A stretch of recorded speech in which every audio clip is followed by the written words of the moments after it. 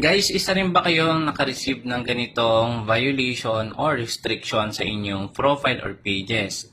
So, itong ating solution is working po ito sa pages. Pero sa profile, yung ilang profile is working po ito or na-open yung kanilang Meta Business Suite.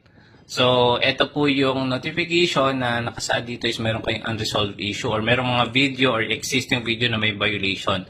So, paano ito mare-remove? Sundan nyo lang po ito. Kung naka-profile or page po kayo, hanapin nyo lang po yung support. Click nyo lang po yung support. Nyo lang po yung monetization. Click nyo lang po itong program eligibility. I-click nyo lang po itong check your page eligibility. Makikita nyo dito yung Meta Business Suite. Guys, makikita nyo dito kung meron pong naka-yellow or red po na monetization na status. Kapag po green, ibig sabihin walang violation. Kapag po naka-red, yung specific video, kailangan nyo po yung i-delete. So, makikita nyo dito, yan po is puro green. Ibig sabihin, monetize po yung content natin.